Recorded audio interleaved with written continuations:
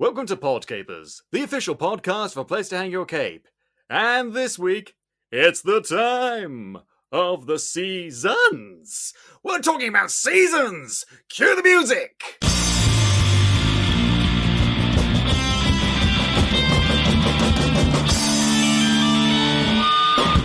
Hello there, Capers, and as I said, welcome to Podcapers, the official podcast for a place to hang your cape. My name is Scott James Merridew, and this is the show where we talk about various geek and nerd-related topics, and I'm joined each week by a very special different guest.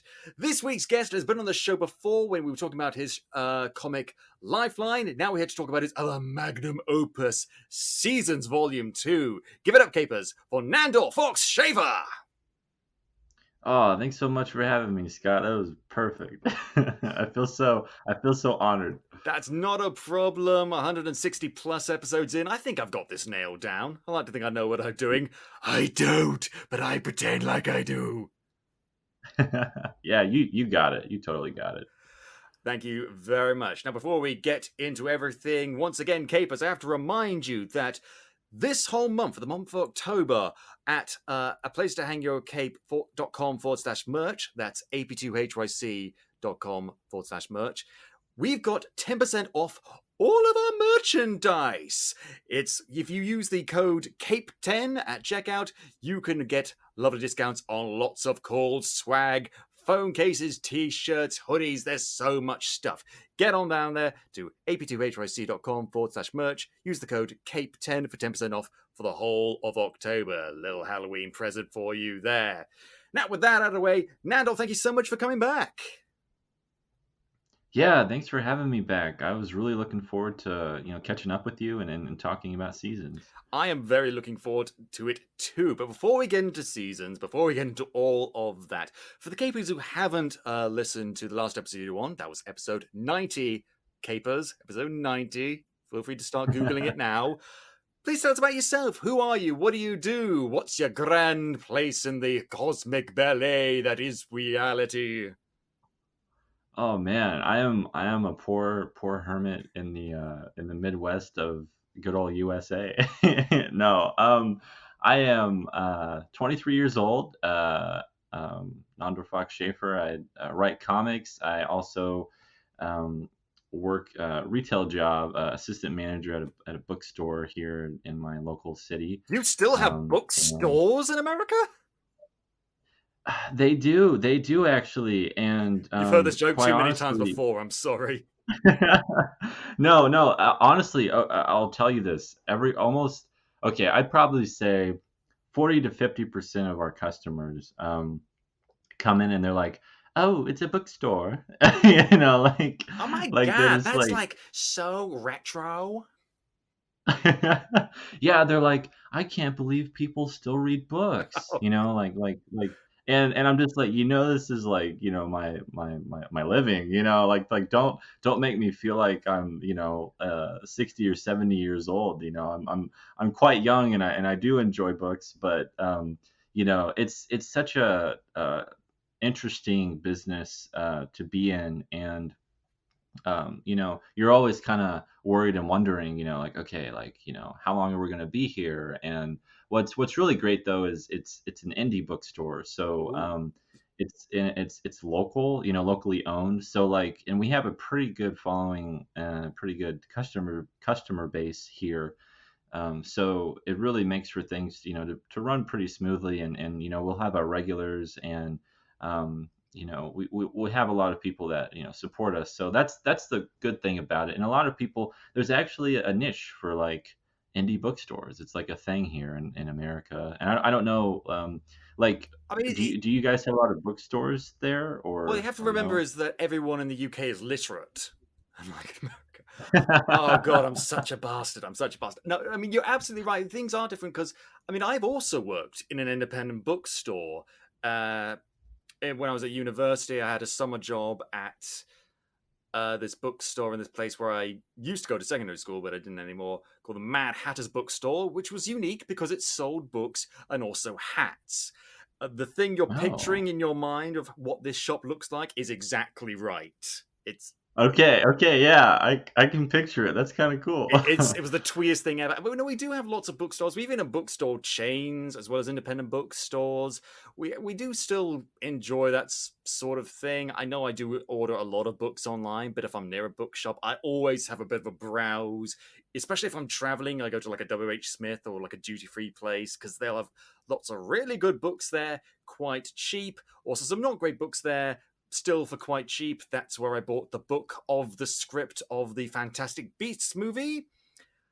Oh, cool. Not cool, not cool at all. It's just as bad in script form as it is on the big screen. It's but no, it is interesting Yeah, because I I mean, when I was actually at that bookstore, I had a customer come in who was British but had been living overseas in LA for a while, and he looked mm. so relieved to be in a bookstore. Like it's been a while, hasn't it? And he was like, "Yes, yes, it has." And I thought, how bad is it over there? It's pretty rough, I have to say. Like, you know, we are the only bookstore in our city, and you know, we're not a big city or anything. We are the capital city. I live in Missouri here, so to only have one bookstore in your capital city of a state, it just goes to show you how, you know, dire the situation is and can be. But you know, we don't have any competition. So it's like, there we go. Unfortunately, well, for me, it was a good thing, but I also still love to shop at Barnes and Noble. And uh, they actually left our city a few years ago. And so, you know, it was just us, and you know, it was kind of good for us. But I loved going there, and I, you know, even though I work in a bookstore, you know, like you, anytime I visit anywhere, I always want to go visit and see if they have a bookshop or a comic shop. It's just like I feel at home there, and I could spend, you know, all day there, and you know, people, like, every time I travel with someone, they get annoyed with me because I just want to go to. I don't want to see the tourist sites. I want to see the bookstores and the comic stores, and it is pretty rough. Like, and I always try to, anytime I do travel, I try to go to little independent local shops because I like supporting them and like letting them know, hey, like I know how it is. Like, you know, this is pretty rare, and so it's really important to me to, you know, kind of support where I can. And a lot of people feel the same way, and it's been really encouraging when we'll have a few customers that come in and are just like, you know, you don't know how long, you know, it's been, and how much, um, you know, I've wanted to see a real bookstore. And it's kind of like, it's almost like if, you know, someone hasn't had like sex in a long time or something, and it's like finally, you know, it's like it's been so long, and that's the way it feels when I've I hear forgotten people all say the that. moves. Yeah, I mean, right. what you need to do when this whole pandemic is over, sometime in the 2030s, you need to come to Edinburgh because we've got a ton of independent small bookstores. I'm not there right now because due to the whole COVID Hmm. thing, I'm staying down in Oxfordshire, England, with my parents. But back when I was in Scotland and Edinburgh, there was just a ton of independent bookstores, and I would every time I walk past them, I'd always feel the need to go in and just browse because there's a lot of cool stuff. I mean, that's where actually I got one of my most cherished possessions is this big omnibus of Jeff Smith's Bone, which if you haven't read, Oh yeah, I can highly yeah, recommend it because that's it's good. fantastic. And I got that huge collected edition at one of those bookshops, and it's absolutely fantastic. Because I'm like you, I when I was a kid, my parents we had to drive somewhere. I can't remember exactly where it was. I've lived in a lot of places. To this big Asda, what you would call Walmart, to do like the weekly food Hmm. shop. And while they were in there doing that, I went next door to the giant Borders books. That's how old I am. Oh yeah, Because remember them. I remember Borders. Like, we had Borders here, I think, and like that sounds really familiar. They haven't been here in a while, but that sounds familiar Well, to they're me. gone. I think they're not around anymore at all, even over here. Right. Uh, we still got like Waterstones and things like that, but no, we don't have things like Barnes and Noble. I know that's a big American thing, but I just remember that giant Borders Books and how amazing it was. And it's I mean, I've always been comfortable in libraries and bookshops and things like that because it's just it's the closest thing you get to travel the multiverse. You know, there's infinite Yeah. stories just at your fingertips, whole worlds full of interesting characters and stories and journeys, and it's the closest thing to magic. Forgive me getting a bit sappy. Hey, there's always room for that, and I couldn't agree more. That's why I never get tired of going into work. It's honestly, if there was one retail job I were to have, growing up, I always thought it would be a bookstore, and so I kind of have that pleasure. And what's really neat too is, I get to sell my comics there, and I get to do book signings and things like that as well. And so, if I see anyone browsing our graphic novels, selection, I go and pester them, and I go, "Hey, have you read, Seasons or Lifeline?" I'll have them both I there, hear and the author is and very then handsome. yeah, exactly. Like I say, he's a really nice guy, really really handsome, and Hastily covering up your uh, name badge. yeah, really, really talented. Like this is some of the best stuff you'll find, and so it's always a pleasure to meet people and to, kind of sell my books. And I've had really, really great experiences. There was one just recently where this like 16 to 17-year-old kid, he came in, and we were just talking about comics, and then I showed him Seasons, the first volume, spring, and he was like, I think I remember seeing this big Seasons banner at a convention I went to a few years ago. And he was like, it looks so awesome and so cool. And I was like, yeah, that was me. I was there.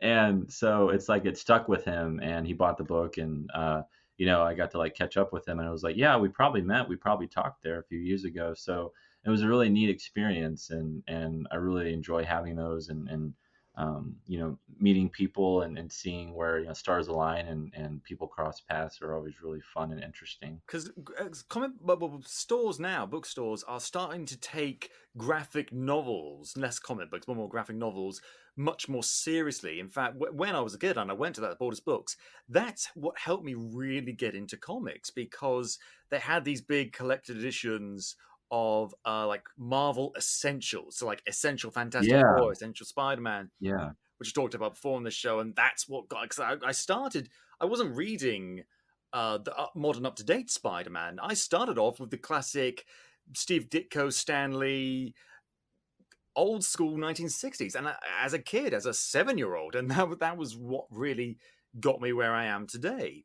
And where I am Yeah, that's today is full of a massive pop culture world that has a lot of news coming out right now that I've skipped over the past few episodes. So let's try and get to some of these announcements before we get into seasons. We've got to do the news. Right, so first of all, a couple of trailers have been released. First one, there's been a trailer released for the video game Hogwarts Legacy, the long awaited Harry Potter RPG that comes right on the tail of the latest rant masquerading as a essay from JK. Wow, where did my popularity go? Rowling. Um, hmm. So, on the one hand, I've been waiting to play this game since I was like 8 years old. On the other hand, J.K. Rowling, massive transphobe, piece of shit. However, on that front, I have good news for you, Capers. If you're like me and you've been kind of struggling, like wondering what's the best way to play it, what's the best way to support the trans community while not supporting an out and out bigot, because that's what she is. J.K. Rowling, according to Warner Brothers, who have been very, very clear on this because they know what we're all thinking, J.K. Rowling has not been directly involved with the game's development.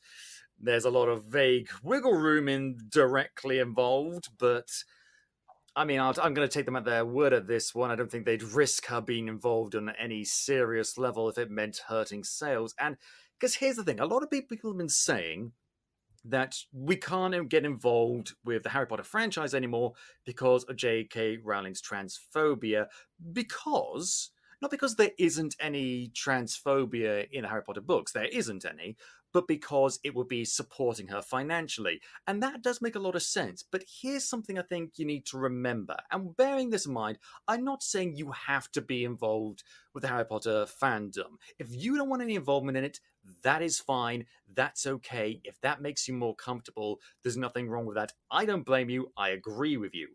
But if you do want to, but you're concerned that you're supporting this horrible transphobe financially, here's two things to bear in mind. One, she is a multimillionaire. That's never going to go away. She got rich off Harry Potter, and she's going to stay rich off Harry Potter. Her finances may not increase, but they're not going to decrease. She has enough money to last forever. She just does. There's no getting around that. And bearing that in mind, the money she would make off of this game is a drop in the ocean for her. And I mean, this would be easier if, looking back on it, the characters in Harry Potter were transphobic. But they're not. And I think that, combined with the finance thing, means that you're not really supporting her. And there's lots of ways to, I guess, for want of a better word, resist her horrible things. People have made it very clear, even the cast of the Harry Potter movies have made it very clear they don't agree with her. They think she's all kinds of wrong and stupid. And that's the thing. I think J.K. Rowling's friends have suddenly started to disappear, and she's going to take notice of that once she gets, her head out of her own arse. So yeah, like, sorry, I don't mean to no, go interrupt. on. I think it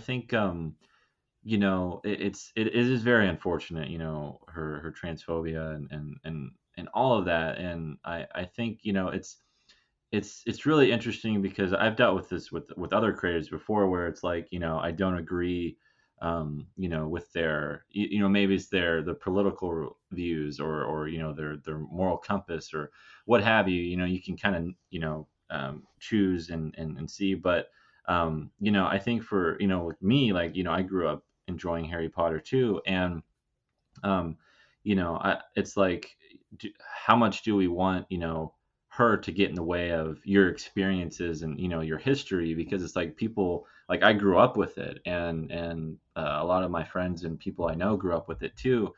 And it's like, do we, what's the, how can we separate the creator from the creation? Should I'll tell we? you exactly how you do it. What you do is if you want to keep on being involved with the Harry Potter fandom, you keep on being involved, but you make it very clear, like, here's an idea that I've had that I'm not going to be able to enact for a little while now, but I've thought about doing a Snape cosplay, because I do a pretty good Alan Rickman, and it would just, like, be the outfit for Snape, but he would have, wearing on his wizard dark robes, a big badge that says trans rights. Something like that. And just to make it clear, like, you know what, J.K. Rowling, you may have created these characters, but you don't own them, and these views are your views, not the characters' views, and these characters' views Right. are Right. equality is good, kindness is important, and she's been neither recognizing of equality or kindness. So just something like that. So the Hogwarts Legacy is an RPG. You create your character. Why not create a trans character or a non-binary character? Something that just objectively flies in the face of every stupid, bigoted thing she believes in. That's how you do it. Or alternatively, just, again, don't get involved with the Harry Potter franchise, don't read the books anymore, don't watch the movies anymore, just find something else. That's fine too. There's no wrong way to go about this, because here's the thing, Harry Potter is a story about kindness, and how that is always the best way to do it. And we just need to remind her of that. Sometimes gently and sometimes shut up, shut up, shut up, shut up. What are you doing? Shut up. That's moving on, because I don't want to spend this whole episode talking about that. That's Hogwarts Legacy trailer that has dropped. Another trailer that's dropped recently that I'm uber excited for is the trailer for a new Amazon Prime animated series, Invincible. Invincible. Yeah, yeah. That looks amazing. It looks amazing because it looks exactly like the graphic novel by Robert Kirkman. And I mean, I got into Invincible very late in the game. I Hmm. started reading a few of them a couple of years ago. And the problem is, I'm the kind of bastard who will read something or watch something, think, it's okay, put it down, leave it for ages, come back later, and then get really, really into it all of a sudden. Like, oh, this is so amazing. Why didn't I appreciate that first time around? I did it with Avatar, I've done it with a bunch of other stuff, and I've done it with Invincible. And I'm still in the process of reading. I've had to stop recently just because I've got other stuff I've been doing right now.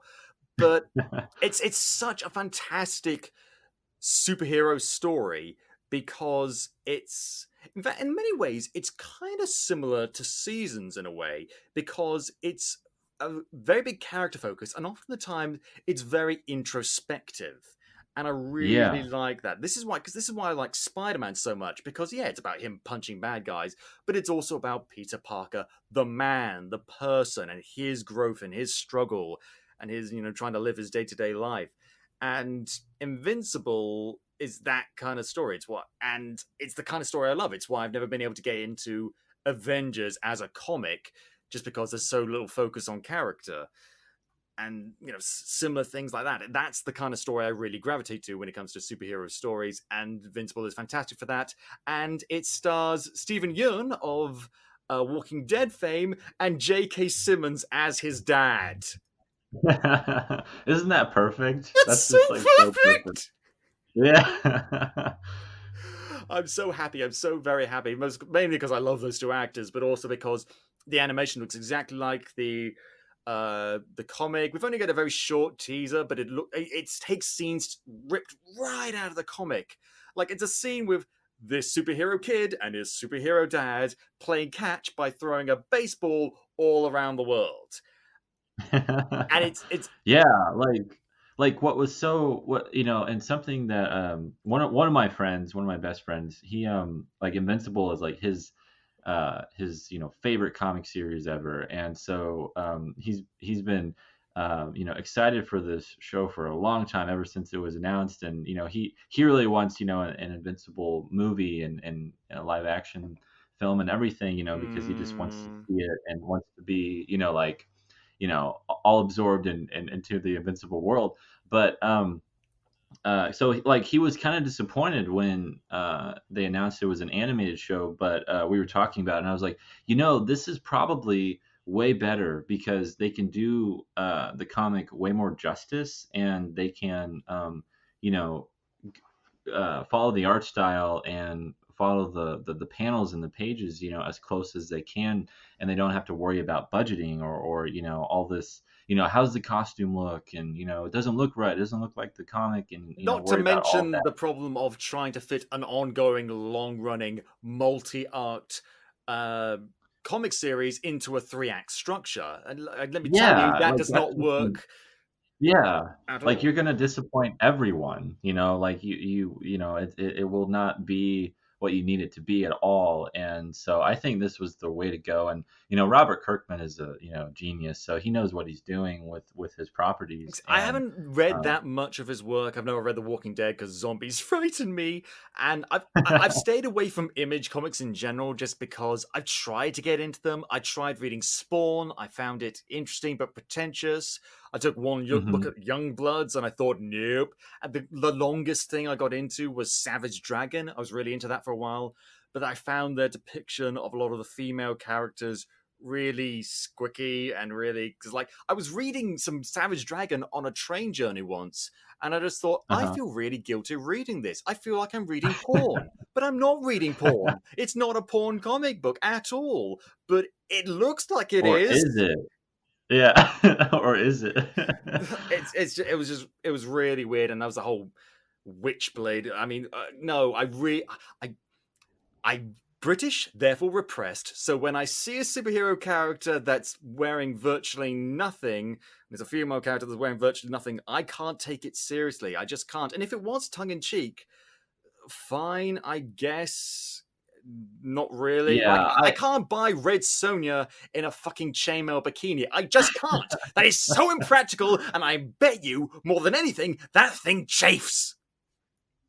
I bet so too. It's funny. And I think at least in my experience, I think women, would really like for instance, my girlfriend. Anytime she'll see a female superhero or a character, she always looks at it from a practical point of Mm. view, and she's taught me a lot of things when it comes to that because like I'm not really thinking about that, but like she's like this doesn't make sense at all. And it's like I know from a visual standpoint, you're trying to make it attractive or sexy or, really, But why? flamboyant. Why in a comic book for kids, where the main target audience is kids or at least young adults, do you have to make this book that isn't about sex stuff this sexy? And there's a Right, right. whole thing about that that we could go into that we just don't have time for. All I will say is that I just it just annoys me a little bit because I mean another Yeah, it does. story one time. It does me too. Yeah, like there, you've seen definitely some progress when it comes to making female superheroes and characters, more like real people and how real people would be. And I think But that's that's the thing. See, they um, do. Sometimes the characterization works very well. Like, I mean, a couple of years ago, I was helping a friend out as a script supervisor on a film shoot, and we were out in wilds of Scotland for like 2 days, and we had some downtime. So I whipped out an X-Man comic, started reading, and one of my friends looked over my shoulder and said, "Scott, what the heck are you reading?" It's an X-Men comic book. Why is that woman naked? She's not naked. She's Emma Frost. It's a very revealing outfit. She is an interesting character. She's not wearing a lot. She's interesting. She's got a depth to her, a complexity. She's a former villain. Oh, you don't understand. And everything's thing, what I said was true. She's a very interesting character, but she wears very revealing outfits. I mean, here's the thing: you don't it's so patronizing to say that you can't be taken seriously as a woman if you're sexy. That's stupid, and I don't agree with that at all. But right, right. and a lot of people find that sort of portrayal empowering, and some people don't, and that's fine too. It's just a very complicated issue, and I just want to have fun reading my X-Man comic. Anyway, Yeah, moving don't on. judge. Moving Yeah. on. We've got a lot of stuff to get through. God.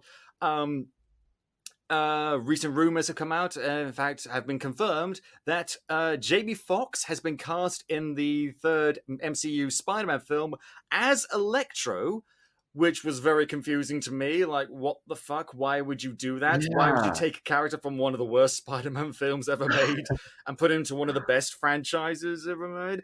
But then it turns out, oh, Stephen Strange is also going to be in the movie. And this has led a whole chorus of people to yell, Spider-Verse! Spider-Verse! And I'm kind of inclined to agree. That seems like where I might be going. But I'm going to try and stay away from spoilers for that as best as I can. But that's difficult to Yeah, do when Jamie Foxx has been cast. I know because like I mean that was one of the I feel like that was one of the weakest points of that really horrible movie anyways, like his portrayal and the way they did Electro in Yeah. that film. So it's like how does that get people excited about Spider-Man 3? I have no idea. Like I get the rumors for possibly Tobey Maguire and Andrew Garfield like coming back, and that excites me. That's a really exciting rumor, but the Jamie Foxx thing is like, wait, people like this? If you're Why going to is get this? anyone back, get Willem Dafoe back. Yeah, yeah, totally. Yeah, like that's who we want, Like I mean, come on. Uh, anyway, so that's what coming out there. In additional Spider-Man news, Spider-Man PS4 is getting a remaster for the PS5, which is included in like a $50 upgrade to the standalone Miles Morales game, which is rather annoying. Not nearly as annoying though as the fact that they have decided to redo Peter Parker's face, and he now looks like Oh. Tom Holland. What were you thinking, Insomniac? Like, I mean, I had issues. Well, I had an issue with the original Peter Parker design of that game. I thought he didn't have a lot of facial mobility. He always looked kind of worried. But that aside, I liked the way he looked. But now, despite the fact that he looks 23, he looks about 12 in the Yeah. remaster. and he looks way too similar to Tom Holland. I'd be fine if they touched up his face and changed a few things here and there, but no, it looks completely different, and it looks weird, and the price tag, frankly, is going to scare off a lot of people. I was really looking forward to playing the Miles Morales standalone game, but I'm definitely not going to get that upgrade because, and let's be honest, does the PS4 version really need a remaster? It looks fantastic. Yeah, no, it doesn't. Like it looks amazing, especially if you're playing it on a a Pro, PS4 Pro. Like I mean, you're getting really everything you need there, and the game just came out like what, like 2 years ago? They less than that. I mean, if it was, here's the thing: if it was smart delivery, I'd be fine with that. If they meant you got like a free upgrade, if you had already bought the PS4 version, I'd be absolutely fine with it. Like, okay, it's a little annoying, but I can live with it. But the Insomniac, it's annoying because I've been using Insomniac as the benchmark for good consumer practices in the video game industry. Yeah, I see you, Bethesda. Yeah, I see you, EA. I see you, all you other bastards. And look at Insomniac. Did they have DLC? Yes, but it was reasonably priced. Did they include free updates despite it not being, a free-to-play game? Yes, they did, just for the fans. Look at that. They included the Sam Raimi outfit just because we asked. Look at them. Isn't that nice? Look at it. They did a single-player game, reasonably priced. They still made a ton of money off of it, and it was awesome and good because they took the time, put the effort in, and weren't money-grubbing whores. Now, on that note, not only are they kind of not doing that with a remake, but I have to turn my attention to Square Enix / Crystal Dynamics / Marvel's Avengers. So, I played the beta of that game and was not very impressed. Did you play the beta? No, I didn't catch it, and I haven't played the full game yet Don't. either. Because, I mean, I haven't played it either, in fairness. I just played the beta, but based on other people's reaction to it, don't. It's a shallow, pathetic, weird, cringy cash grab that has some high moments in the story. Oh, you can't replay the story once you're done? Oh, well, that's great. That's fine. Oh, it's got a lot of free updates coming soon. Yeah, okay, cool. I don't like the game now. Why would I waste the gameplay, the fact that Man, you the can't screen is you can't filled replay the with bunch of graphics that makes you can't make anything out. Playing Hulk feels like playing Black Widow. They got a bunch of rotating in-game money for skins and stuff that you can pay real yeah. money for. Thanks for that.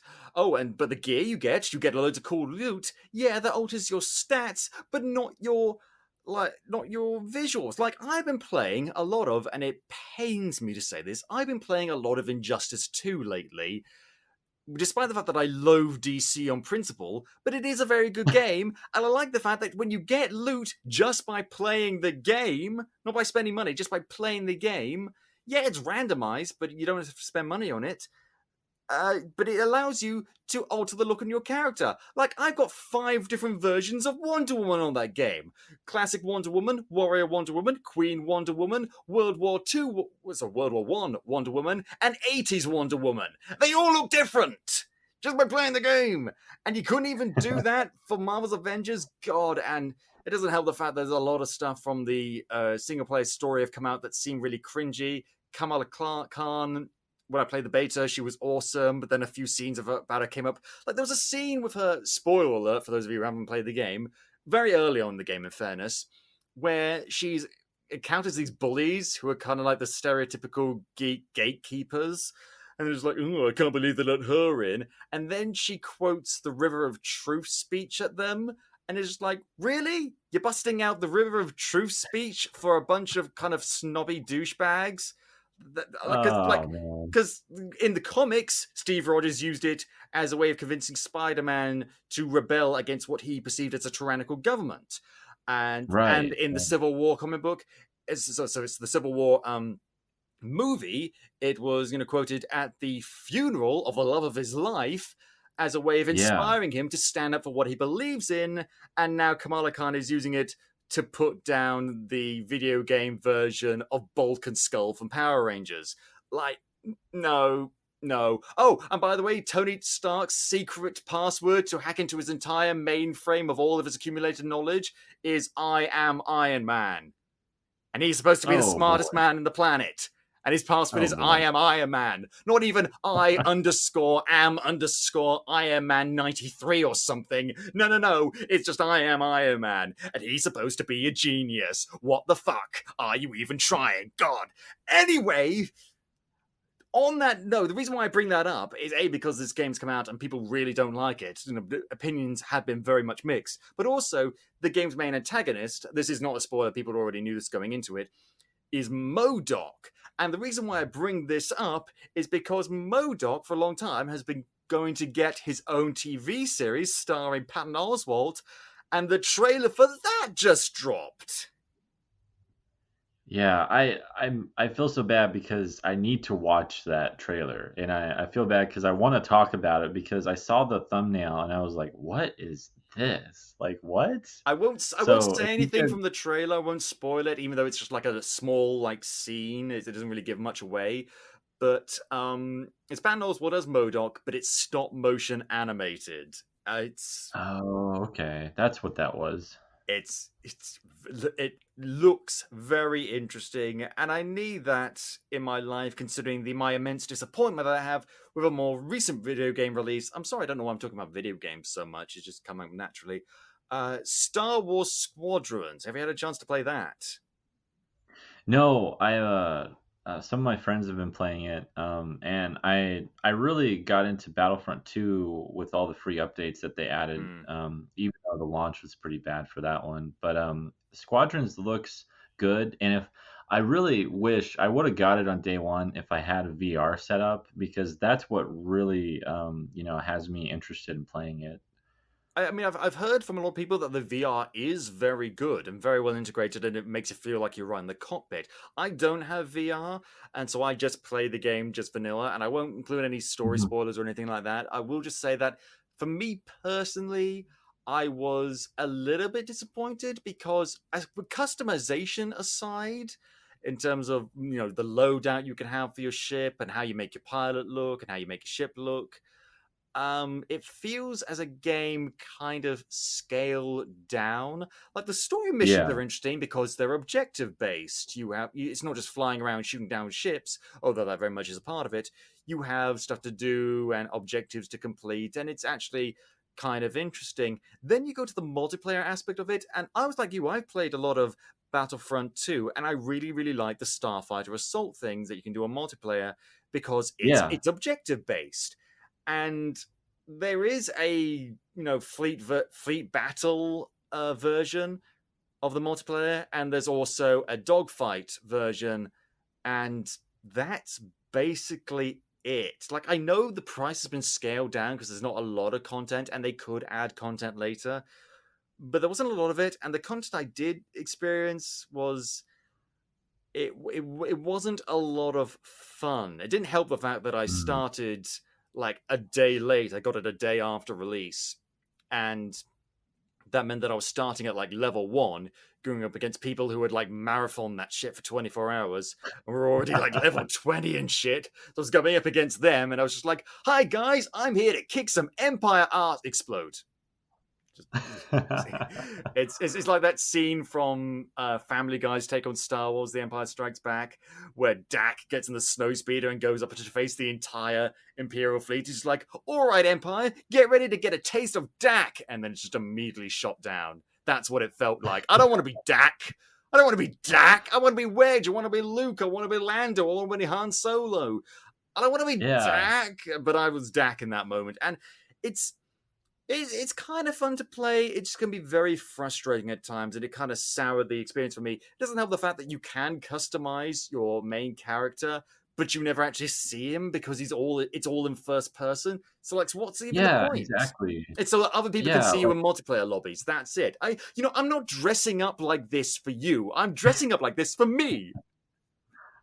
yeah, and it's something that I really I took issue with the game when they announced it because you know I already enjoyed playing the Starfighter Assault in Battlefront 2 and playing the ship combat in Battlefront 2, and I was like, well, I already enjoy like doing it in Battlefront 2, so like why should I get this whole separate game where I can just do the same thing except I can't see my ship, and also I can't see me and the pilot. Um, and it kind of rubbed me the wrong way because it was coming out to where I didn't it felt unnecessary. Like I didn't really see the demand for it. And even though it was a cheaper price to get it, I still was like, well, but I enjoy Battlefront 2. I'm still playing that, and I can do all these things, in it that I could probably do in Squadrons. I know it's probably a lot more robust and well kind of I'd say oiled, with what they It's were just, trying to do there, I mean, but it's just weird because the whole game of Squadrons is in first person, and the reason they did that was to make it more immersive. You don't go off mini Mhm. maps and HUD elements; you go from your own instruments inside the starfighter cockpit you're in, which is actually very Yeah, immersive and works very well. But then you transition to the hangar where you can't even walk around. You look around a little bit, click on an area you want to go, and then you immediately teleport there. I get that that's for the VR people, but I'm not playing VR. I'm playing, yeah, old right. school, using my filthy monkey hands. And I want to, Yeah, I want to be able to and walk around, and it's not very immersive. So these two things don't really go together. But that was just my experience. Other people have had much better time with it, so good for them. It was a bit disappointing. And on that yeah. note, there's just one last thing I want to talk about. Oh, actually, no, two more last things. Just as a very quick mention, I think some more trailer footage. Well, no, not some more footage, some more gameplay footage for the upcoming Baldur's Gate 3 dropped. So you got to see a bit of the prologue and stuff. I don't know how long that's been out for, but it's out for a little while. I just want to mention that because that game looks fucking awesome. What's that? It's only available on PC. Oh, will my laptop run it? No, it won't. My tears, they flow. It looks so pretty, but I can't play it because I'm a console pleb. I'm right there with you. I'm not a part of the PC master race. Yeah, but I just want to bring that up very briefly. And one last thing I want to touch on, going back to what we were saying about Hogwarts, about the horrible transphobia, but also linking into the superhero genre before we start talking about seasons. Um, I recently got made aware because this is YouTuber I watch a lot of called Dominic Noble, who has this channel where he does a show called Lost in Adaptation, comparing Mm, books to the films they're based on, and it's very good. He's a fellow Brit, and he's really clever in what he does and very funny, and he's got some real insight. But he also did this. He did this whole Harry Potter marathon thing, and shown to be a huge fan of Harry Potter. Then everything came out of J.K. Rowling, and he said he wasn't going to do any more Harry Potter stuff anymore.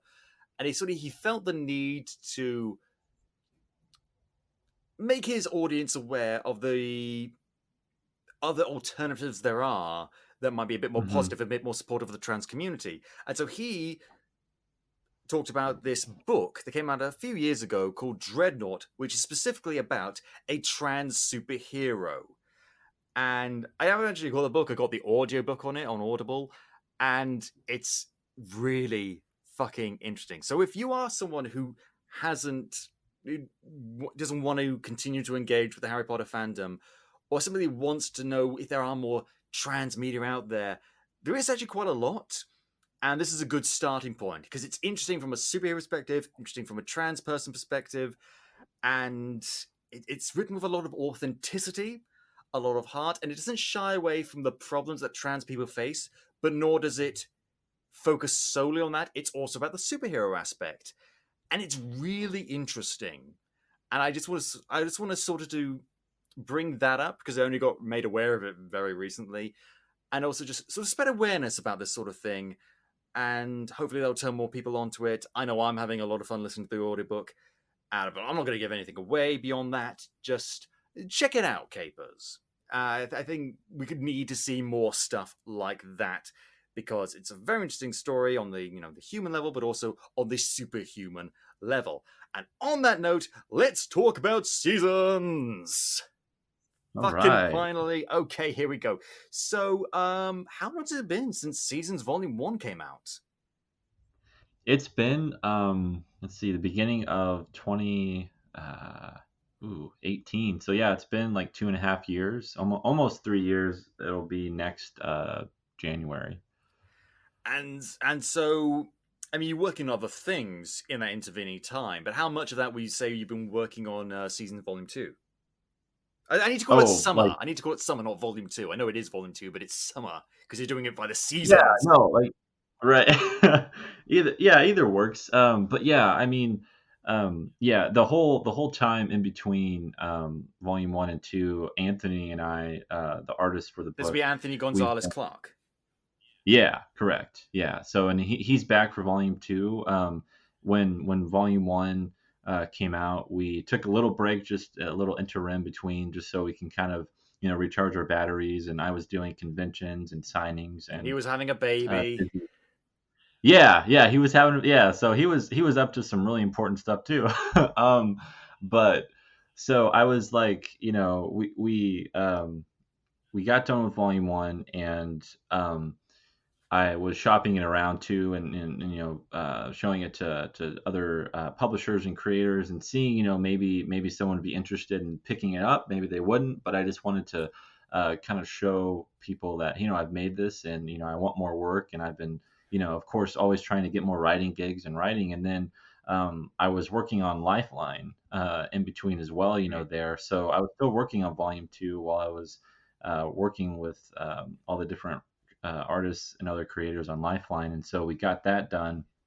And in this whole backdrop, Anthony and I have been talking about where we want to take the series, and I had all the script written for it, and we would storyboard, and kind of came together. And he wanted to take more of a traditional route with things too, and so things have been a little slower there. And then yeah, he had a baby, and um, we've been really trying to get to where our schedules could sync up and where we could really go full force with it. And it finally started to click, kind of, I'd say, late last year and early this year. But then the pandemic hit, and What we were pandemic? kind of all Where? trying.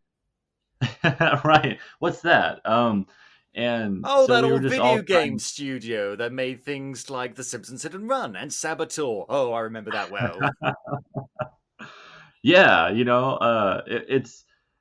it's been crazy, and it really, we were trying to figure out, okay, can we still, work on this together, and will people still want it, even during this time?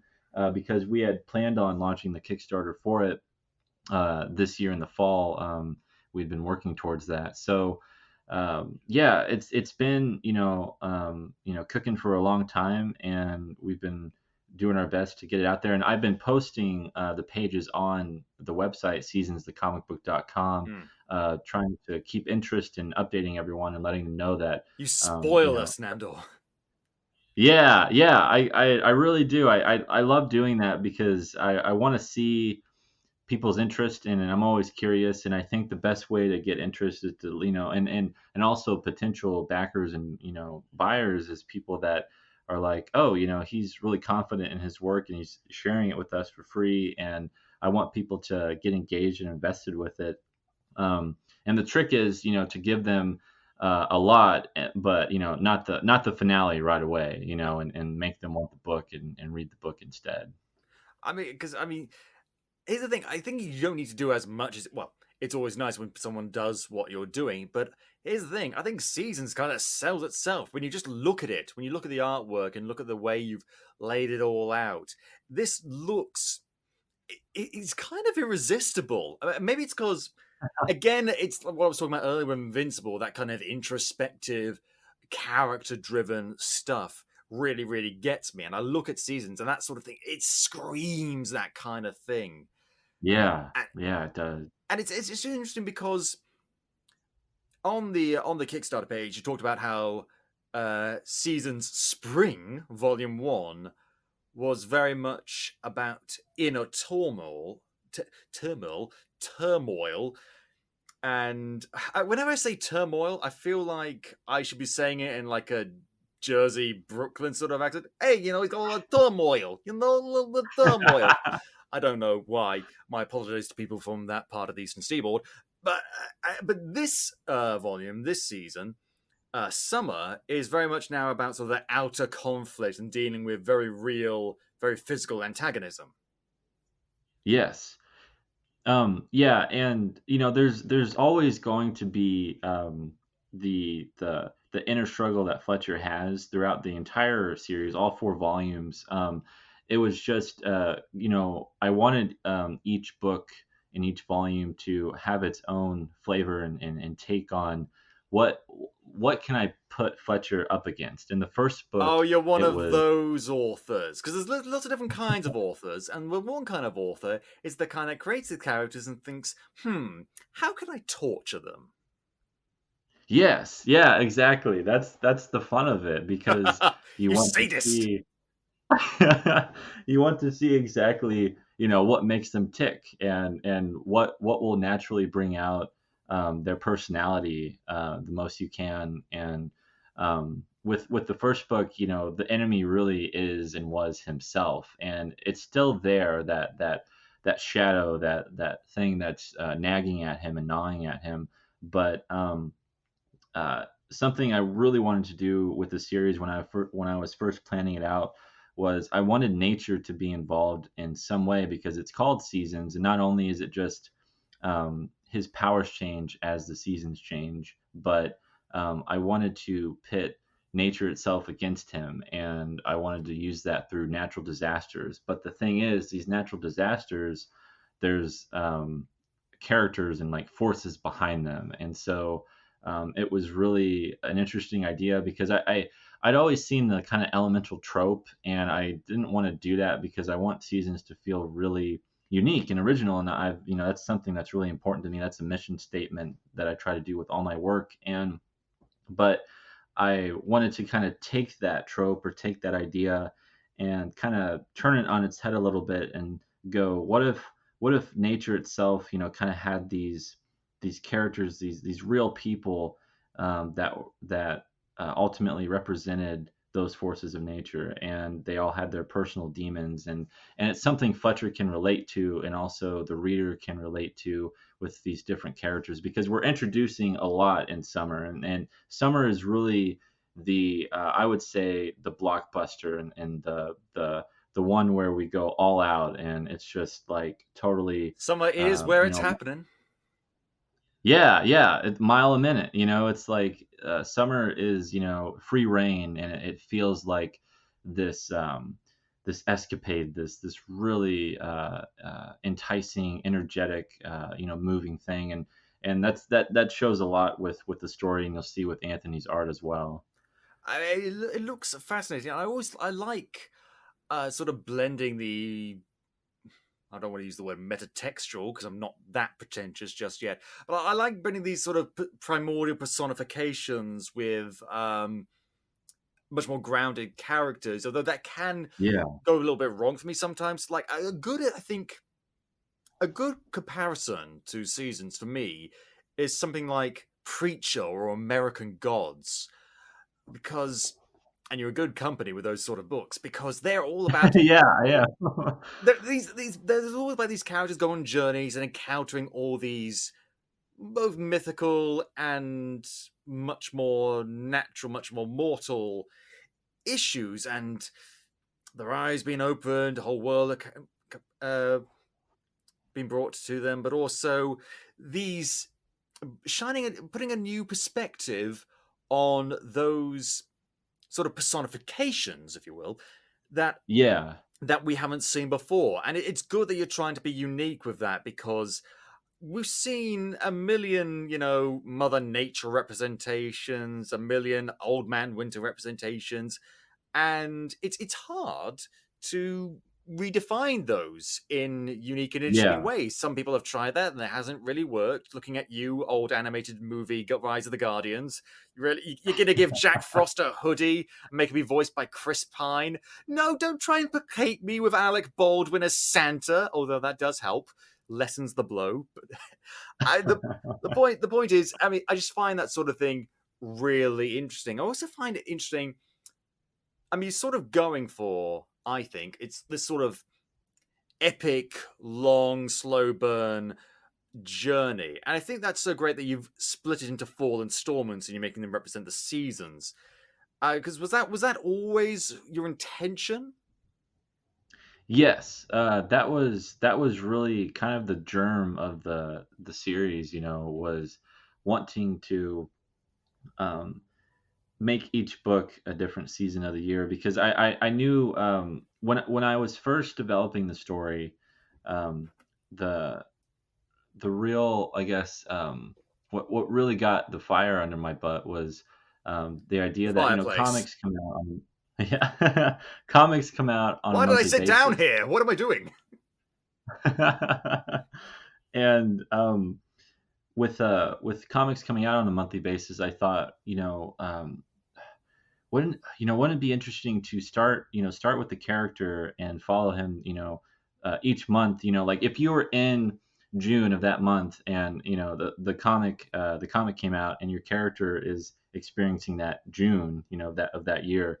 I love that idea of, Brings it, the much more immediate. It's an straight bit of. yeah. Because here's the thing: with seasons is no matter where you are in the world, we can all relate to the seasons. Yes, granted, people in like northern Alaska have different seasons to someone like in say Florida, but there's this question of cyclical change that every single Yeah. culture on the planet has. We have different ways of representing that and different ways of dealing with that.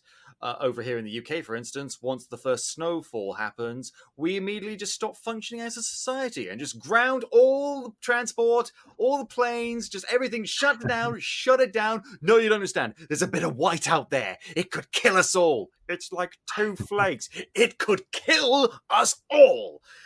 And because we're just not Sounds used to like that sort of thing. now. Yeah.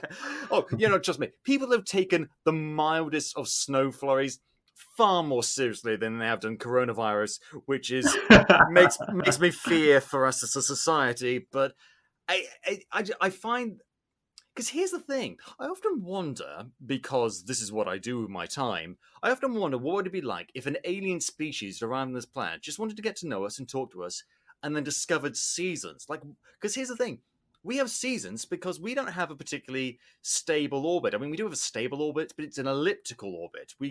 Our Yeah, planet moves right. further away from the sun by just that little bit, which is just enough for it to get colder. But imagine if we had a perfectly circular orbit. Imagine if it was the same temperature, the same sort of pattern all year round. What would that do to us as a species? How would that influence our culture, our calendars, the way we operate our lives, agriculture? There's big questions, Yeah, small questions. holidays. Holidays, Yeah. even that. And what would an alien species react to if they had a cyclical orbit, came down to us, noticed we had an elliptical orbit, and then saw snow 1 month, and then a couple of months later there was no snow? And what would that be like to them? It's one of those things that either people who have an insane amount of free time or little kids really take notice of. Because you remember when you were a kid and you really start to get a grip of, oh, there's seasons, there's summer and autumn and winter. And it's so fascinating to you as a child. We sort of lose that as an adult. We sort of get used to it in a weird way. Yeah.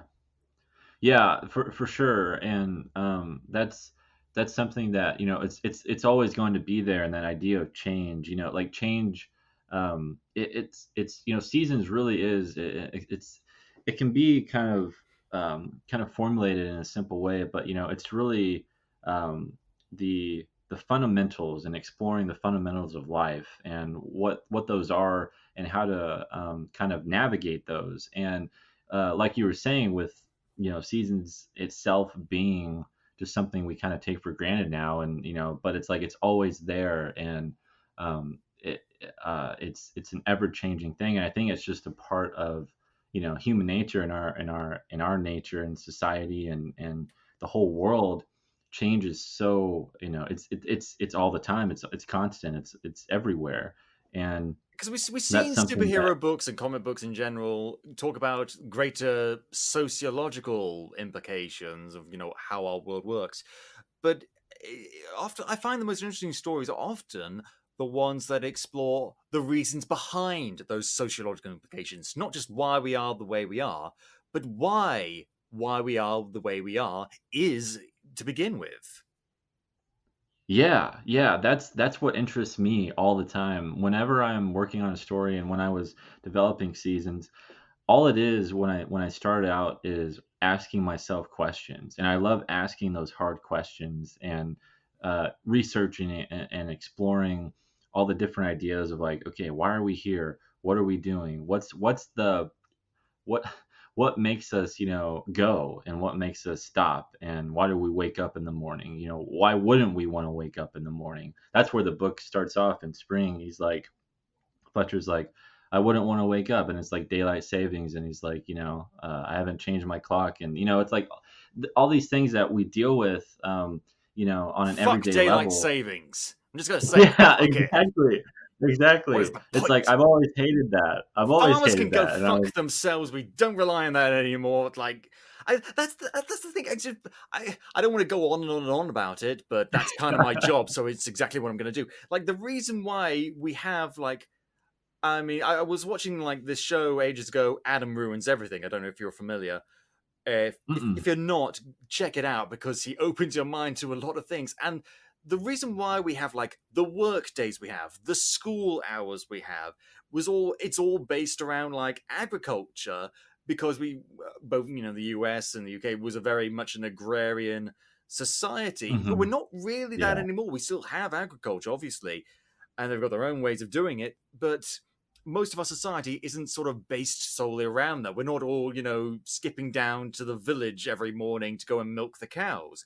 We've got our society has changed very much, but the way we operate in terms of the work hours we do and the school hours we have remained very much the same. And studies have shown that actually now with our society the way it is, that's a terrible way of doing it, but we still keep on doing it. It's Right. I just want to be paid Right. more and go to work less, in fairness, but still. So, and it that I really enjoy when it's done that sort of thing is done in stories, but also when it's centered around because when you learn that sort of thing and you have that sort of thing, but that's not necessarily what the focus is. The focus is where it should be on our main character and his personal story.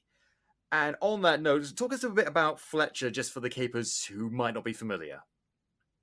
Yeah, of course. Fletcher is this starting out when you first start out with on his journey with Spring.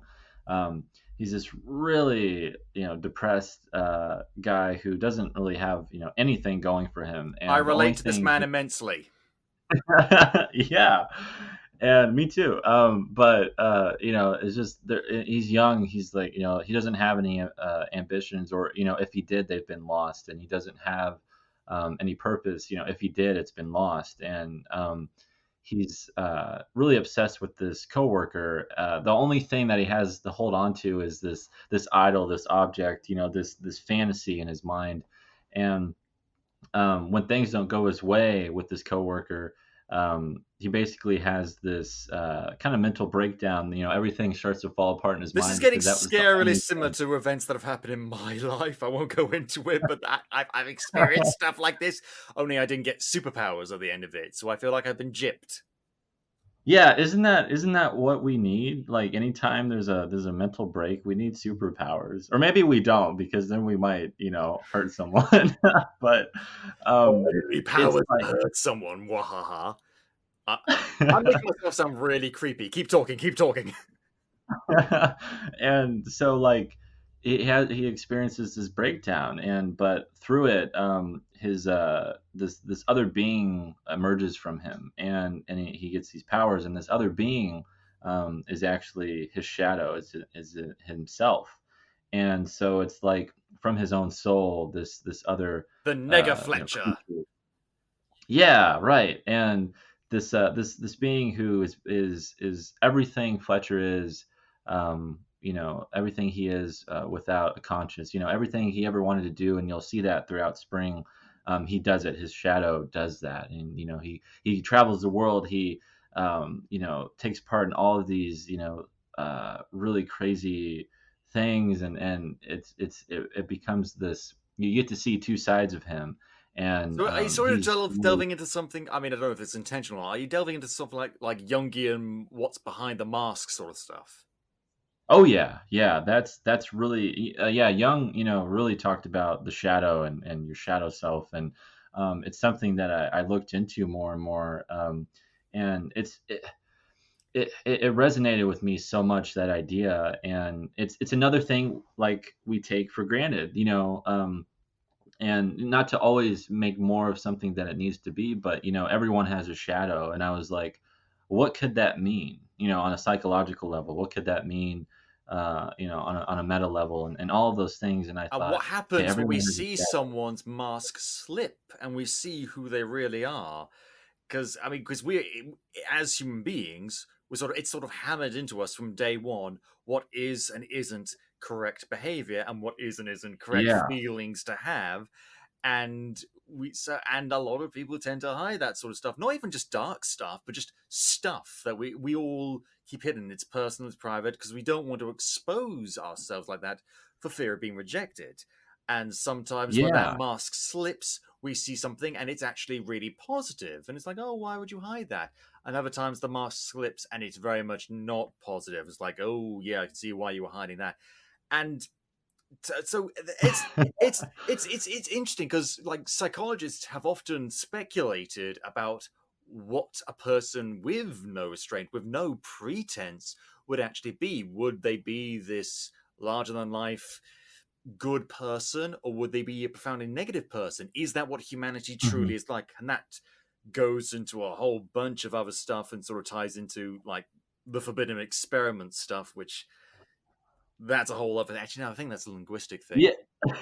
Yeah, no, I mean, that's all, everything you've said there are things that I've wondered about, and We're the so pitch I've always smart. the pitch I've always given for the first book and for the shadow self was, who would you be without a conscience? Is a conscience, is that something that is put on by society, giving you this moral code, or is it innate? Is it intrinsic? The only What are other these things? And I'm not sorry, I don't sorry, but like I don't necessarily have all the answers, to that, and I think a lot of people don't. And but it's something that, to get to those answers, we need to ask the right questions, and that's something I always strive to do. it's really fascinating, and I think here's the thing. I think the superhero genre is a great way to do that. Obviously, there's the more literal mask they wear, and they'll secret identity Yeah, sort of thing. yeah. But it's also just on that sort of what would we like him without a conscience. There was a one of my favorite comic book writers is Peter David, and he did X Factor / X Factor Investigations. And there's this character there Mhm, called a Strong Guy, who's this really nice, kind, but also very much physically larger than life guy. And as superheroes are wont to do, at one point, spoiler alert, he died and got brought back to life. But he got brought back to life without a soul. You would think that would mm, immediately make him this evil, rampaging monster, but he wasn't. I don't quite remember how that all panned out, how that storyline panned out, but he was a guy who seemed a little bit cold, a little bit distant, but he wasn't evil. He wasn't even bad. He was still very much a good guy doing good things, not using excessive force and not right. lashing out at people. But he was very much a guy without a soul. And it was like, Like he was empty, maybe like a crater, like not there's even a. that. He was walking, talking, functioning, and he still had a not not necessarily a no. He did have a conscience. He was just like, and he got confronted about it. It was like, okay, guys. I mean, yeah, it sucks. I don't have a soul, but I don't need a soul to be a good person. Have you ever thought about that? And it was actually kind of fascinating. Like, where do we Yeah, derive our sense of morality? Like you say, is it innate? Is it learned behavior? Because this is a guy who's very much without a soul, who is a good person. There are many other people in mhm, Marvel Universe who definitely do not have souls, who are very much not good people. And it's always fascinating, and I like stories that examine these moral quandaries. Invincible, to bring that up for the 50 millionth time this episode, has did that quite a lot with, like, okay, so this character Invincible, he is one of the strongest beings on the planet, and there's been times where he's had to question, how much force is okay to use Hmm. in terms Yeah. of killing people. And there have been times in the comics where he has had to kill people, and other times where he hasn't, but he's been faced with that moral quandary. And it's something that gets brought up a lot with Batman, especially. And I used to be really annoyed by it, but it makes a bit of sense because I just find it fascinating, especially given that movie, whose name I dare not mention for fear of an internet flame war, and how Batman killed a lot of people in that movie, and how the director of that movie tried to justify that by quoting a lot of storylines in which Batman takes a moral stance against killing, showing that he hadn't read it that much. And I remember watching a YouTube video a while ago about why Batman does not kill, and referencing all the Hmm. times where Batman has killed or he's used guns, but how modern incarnations haven't done that, and the reasoning why. And it's very fascinating, and I don't want to go into it right now. But Yeah. Here's the thing, though. My criticism against Batman, the whole killing thing, wasn't that I wanted him to kill. It was that, oh, why does Batman go on and on about not killing people? I never kill people. I never cross that line. And I got sick of it because of like, Spider-Man never kills. He doesn't go on about not killing, though. There's lots of characters that don't go on about not killing. But then I Yeah. remembered that I was supposed to confront the fact that Spider-Man is not Batman, and they have two very different personalities, very different kinds of traumas, and very different ways of looking at the world. And it led me to realize that Batman doesn't kill not because he's against killing, although he very much is against not killing, but because he knows that if he started killing, he would never be able to stop. If he could justify in his own mind killing one person, he will be able to perform mental loopholes to justify him killing Yeah. anyone. And here's the thing, killing the Joker would be justified 100%. Killing the Hmm. Penguin? Killing the Riddler?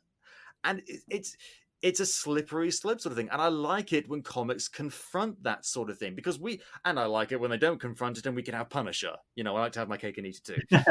Yeah, and real quick, like two things came to mind where the Netflix Daredevil show with in season 2 with Punisher. I know Punisher and Daredevil have that conversation in that season, and it was such a good story arc and such a good conversation because Daredevil hasn't been killing anyone, and Punisher shows up and he's killing everyone left and right, and it was such Except when a he's played by Ben Affleck, who also killed people as Batman. Does he have it in his contract or something? Kill Joe Quesada with a train, kill a bunch of nameless goons with the Batmobile? God. Anyway, go on, sorry. right. No, you're fine. And then Three Jokers, which is coming out, Batman Three Oh, I've seen Jokers. trailers for that. Yeah, that's been great. The it's really exploring the idea of the Joker killed Jason Todd, and Hmm. Jason Todd's Red Hood now, and why didn't Batman ever take vengeance on Joker for killing Jason Todd? What was keeping him at bay, and it's kind of explored that, and it's There been, was a and really then great when Joker animated movie about that called Under the Red Hood a while back, which is actually yeah, that was excellent. that was a Yeah. fucking amazing movie, to be honest. I really, really Yeah, enjoyed that. It's so annoying me because I too. hate Batman, but when they do him right, he's so cool. But yeah, that's a whole other thing. It's and that's the thing that I always wondered. Like, while we do sometimes see stuff like that in other genres, it's almost always the superhero genre where that sort of stuff gets brought up. And obviously, there's reasons for Hmm. that, because they fight crime and stuff like that, so that makes sense. But then you see it pop up in things like, yes, Invincible, but also, as I mentioned earlier, Preacher and other Hmm. stuff similar to that are definitely, superhero adjacent, but not full on. And Right, I just wonder, what right, is it about and this and kind that's of genre? something. Um, Sorry, go on. oh, you're fine. You're fine. Oh no, so I was saying, what is it about do you think is about this genre that's so appealing for those kind of morality confronting stories? I think it really is, as you said, with the crime factor and the fact that we have to create, villains, and we have to create these, these crazy characters, to battle the hero, and it really is a war of ideas. And I think a lot of writers and a lot of creators are wondering the same thing. I think it's kind of just innate in questioning, okay, why do we do the things we do, and why wouldn't we kill the Joker? Why wouldn't Batman do that? And it's like it really comes down to the fundamental of like, okay, um, this is, this tragedy has happened, and you have these crazy, insane people. Arkham They Asylum made is they made the Killing Joke into an animated movie. They must be stopped. right. They did, which yeah, I didn't care for that one. I mean, because here's the thing. Here's the thing that actually, on a really personal level, kind of scares me about humanity. We have supposedly, moral codes Mhm. that differ from culture to culture, but we have an innate sense of what is right and what is wrong. But then you examine the fact that in different cultures, certain things like, so just as an example, bit of a hot button issue, capital punishment. In the UK, as a Yeah. culture, we're very much against it. We did it for centuries. And then in the 60s, we said, you know what? We're not going to do this anymore. It's wrong. But you still do that in the US. And there's lots of people who think it is morally justified, and they might have good reasons for saying that. However, there is also an argument made against that. And Mhm. here's the question: if you can debate morality, is either side truly moral, or is it just opinion? What separates morality from opinion? And Yeah. I'm not saying that that is justification for doing whatever the fuck you want. I'm No, very much yeah, not. no, no. That's an amazing question. I think, and that's when people start to bring religion in, and that's when people start to, But they again, in the want the UK, we have very much religion, but it's not as integral to our culture, at least beyond a historical basis, as it is America. yeah, Our moral framework isn't entirely, although it is partially, derived from religion, and that and it's it's fascinating. And even over time, even from a religious aspect, Stephen Fry recently, well, not recently, actually, it was a few years ago, he was doing like this lecture thing or this big essay thing mhm, about religion and morality, or at least that was part of it. And it was talking about, you know, churches or whatever stance on certain issues. And it was just like, oh, you thought this one thing was bad once upon a time, but now you're saying, oh, no, we don't think it's bad anymore. Oh, why not? Well, we didn't know any better. Then what are you right. for? Like, because if you claim to be the moral guardian of humanity, Yeah, many religions do claim to be, but your opinion on that morality changes with the times. How are you any better than the rest of us? And I think it's because morality is very dangerous when it's derived from the masses. I think we as individuals have to understand, and at least try to understand on a personal level, what is and isn't okay. And it means we have to confront some hard truths, and we do have to listen to other people. I'm not saying don't, yeah. but it's when everyone, again, the river of true speech, if everyone says that something is wrong but you know it's right, you've got to stand up for yourself and stand up and think like, I don't think that's okay. And granted, a lot of horrific atrocities has been committed with that sort of ethos in mind. Everyone says this one thing is okay, I don't think it is. And that's a whole bigger philosophical conversation that you would need to Mhm, binge The Good Place to truly understand properly. But I always find it interesting when stories confront this. When, not just confront it, but rather confront it, but also understand that there is a very ambiguous nature to morality. Because a lot of stories will confront it and then make a moral judgment. This is okay, this isn't. And that's fine. That's yeah, okay. That doesn't mean it's a bad story. But a lot of other stories confront it, and and the characters sort of left wondering, who was right in all this? Who was wrong? Sometimes that's intentional, sometimes less so. Civil War. But it's that always was a that was a shot. it's always fascinating to me, and this is actually something. Another Marvel thing that actually confronted this in a much more interesting way, I thought, was House of M, because at the very beginning of House of M, basically what happened was the Avengers were disassembled because Scarlet Witch went cuckoo banana puffs and killed a bunch of them and is now, mentally ill. But because she has reality warping powers, her mental illness Hmm. is affecting her powers and it's threatening all of reality. And the X-Men and the Avengers come together to decide what should we do. And the X-Men, for the most part, with a few, naysayers, are like, we should kill her to save everyone. The Avengers are like, Yeah. no, Wanda is our friend. She was part of our team. She wasn't part of yours. And there's always another way. And then the comic book improper happens, and you sort of forget that whole argument. But they sort of leave it with a lot of ambiguity, like, what do we do here? Are there other alternatives? Yes. How are they working? Not very well at all. We're trying to fix her, but we can't. It's all short-term stuff. And it's like, again, it's the classic Star Trek thing.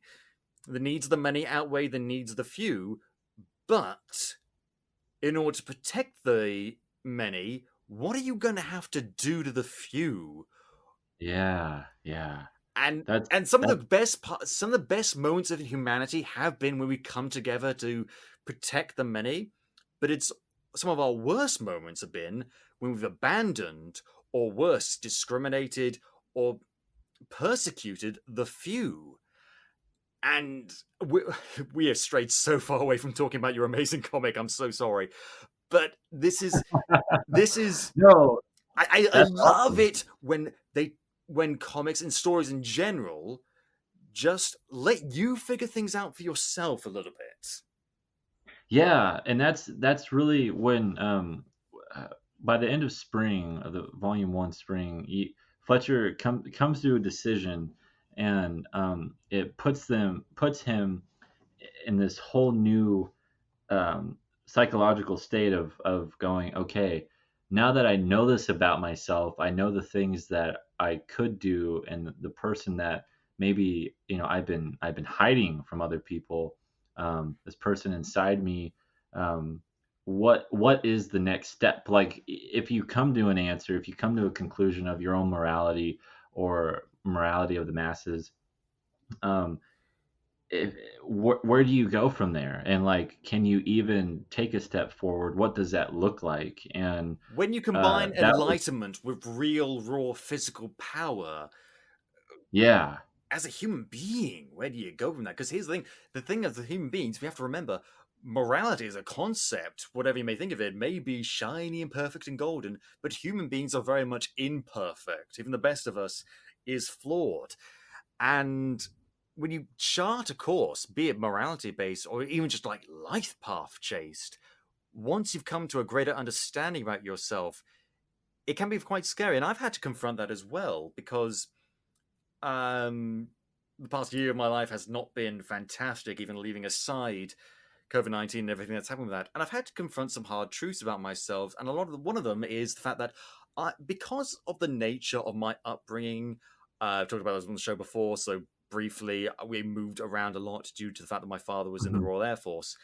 And so I never knew where I was going to be a year from now. Sometimes I was in the same place, sometimes I wasn't. And because of that, I've sort of developed this mentality of being very much of the present. I don't think too far in the past because it makes me sad. I don't think too far in the future because I don't I do have, but I don't want to confront the idea of making a plan for myself, and I don't want to sort of put that mindset on myself. I'm very much a present kind of guy. I deal with what's immediately in yeah, front of me, what's going on right now, and I sort of deal with that, which is fine. There's nothing wrong with that. But then I'm forgetting the lessons of the past and also not making plans for the future. And admittedly, right now, that's kind of hard to do. it But is, it I is. think that's part of growing up. But kind of becoming an adult, part of becoming human is not necessarily restricted to any kind of age. Is just confronting those aspects of yourself. And would you say that Fletcher very much has a lot more confrontations in terms of his own growth to do? Yeah, he really has to uh, come to grips with the idea of, he was putting his whole life, in control of this, basically a stranger. He thought he knew this girl, this person, and he was making this awful mistake, and it, put him on this path of self discovery, which he's like, what was I thinking? What was I doing? What's that realization? And like that's Hindsight where, is a bitch. yeah, exactly. And he was like, um, towards the end of spring, he kind of comes to, he starts to like understand that a little bit, like, but it's really the the base level of going, okay, there must be there's something wrong with me, and it's like, what is that? And so that's where we are Have now you with written this Summer. book about my life? Fucking hell! Like, because I mean, when I was talking about what's going on with the year of my life, I'm not going to go into it. But in addition to confronting some stuff, I've looked back and I've realized, in terms of my mental health, there have been times where I thought I was doing okay, and I really wasn't. And I like it when characters have that self awareness. I like it when Yeah. people, not necessarily in the moment, because that can undercut the tension and just sort of like, I need to be better about how I treat people around me, sort of thing. Like in the moment, that doesn't feel real. That doesn't feel natural. It's only Hmm. looking back we can realize what was going on, and then at least try. Sometimes we fail, sometimes we don't. Yeah. To try to Yeah. see how that affects our behavior going forward. And speaking of hindsight, so the spring came out, and what would you say the reaction to that was? It was very good. Like, I mean, I don't have as big of a reach, of course, as I would want, but at the same time, We're going to try and fix I that. yeah, that's what we're doing. That's what we're doing right now, and I've put it on all digital platforms: Comixology, Webtoon, Macroverse, Tapastic, basically everywhere where you can read, digital comic. It's on, and I've been, like I said, doing conventions and signings and stuff, and um, everyone, like if I'm doing a 3-day convention, someone will buy the book that first day, and they'll come back, the next day, and they'll come to my table and they'll talk to me about it. They're like, I read it last night. I read the entire book and I was crying on the floor. Like they've like told me, and I'm like, oh, I'm sorry, but um, Pardon my like breakdown. I wanted to I wanted to move people. I wanted to touch people and have people relate to it and get invested with the character. And I've had so many people that have come up to me and said that it's been, entirely relatable and really, well written, and they love the art. They love the mix of genres in it, and the flavor it brings, and kind of urban fantasy, superhero, supernatural feel, and they just like eat it up, and it seems to be really positive. And I've had really great remarks from other comic creators, and like Jason Brubaker. Hmm. He just got an Eisner nominee for one of his works, and he did the foreword for the first book. And I've talked to people like Brian Michael Bendis and Tom King and Colin Whoa. Bunn, Jason Aaron, and I've because they've been at these conventions, and I've this is one of my favorite stories to tell, where I went up to Tom King as he was still, as Mr. Miracle was still coming out, and Batman, and I went up to his table and I was talking to him, and we were having a really good conversation, and I was like, I was asking for some advice to where I could take my career, and then I showed him Seasons and the first book, and he was like, okay, first, like, how old are you, and second, like, how did you make this at your age, because at the time I was only 21, now I'm 23, and I'm he was like, immensely I don't. jealous of that, by the way. You've had the success And you've had at your age. yeah, it's really humbling, and it's something that I don't take for granted. I know I have my 20s, and it's like I want to use it to the best of my ability, and take advantage of it. And anyway, so like I was talking to him, and I was like, here, like, I just want you to have this. Like, I want you to have this book, read it. It'd mean a lot to me if you just take it. And he was like, no, man. He's like, I'm paying for this. And he gets his wallet out and he pays me for the book. And, I signed it for him, and he signed, I bought, a few books from him, and he signed those. And, he said it looked really great. And it was such an encouraging moment. and because he didn't have to buy it, I was going to give it to him, and he wanted to pay for it because he said it looks amazing, and he really wanted to read it. So and I relate to Tom King a lot with he's dealt with a lot of writing a lot about mental issues with like Mr. Miracle and some of his Batman stuff, of course, and then with Strange Adventures right now. Poster boy for mental health, Batman. Exactly. So hearing that from him meant a lot, and it's been really great. And so many people, I can't tell you how many people have either emailed me or I've just come into contact with who have bought the first book and are like, when is, they really wanted volume 2 to come out sooner. And I was like, I'm sorry, like I'm working on it. And it's a great problem to have, but it's also, a little pressure. And also I hate telling people, it's coming out, it's coming out. And now it's like, I can really tell people, here it is, like support it. People have taken notice because I've been on the Kickstarter, and what, you're like halfway funded? Yeah, we're halfway funded, and it's only been 10 days.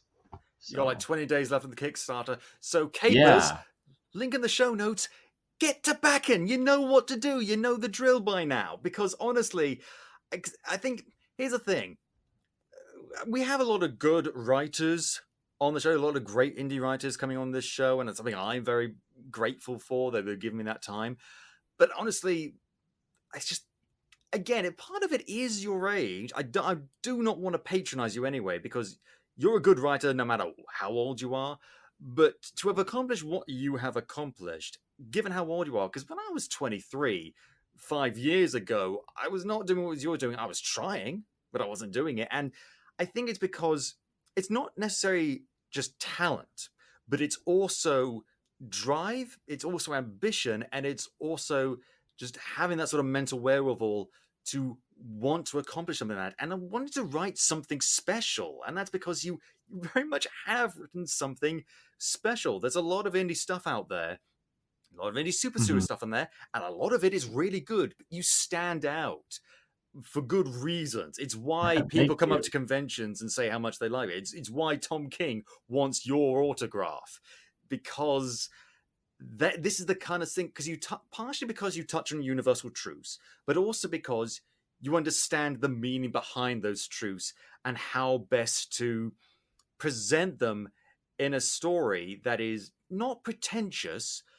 but is in fact full of greater meaning, greater depth, but also, again, has a character that we can identify with and want to follow on their journey, because we're all on journeys and we all want to focusing on ourselves, but once in a while we kind of want to follow someone else, and this is something that I myself really want to follow. So Capers, seasons spring and summer has the big Podcapers seal of approval. Links in the show notes. Go on and back them. Really, really, really, please do. And on that note, I think we're going to end the show. Thank you very much, Nandor, for joining me today.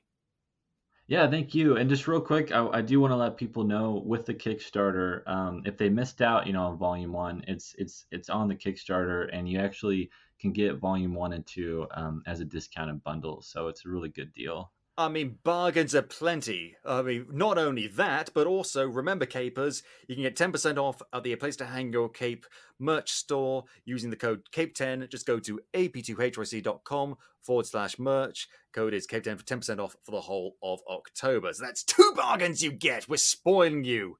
Thank you so much, Nandor.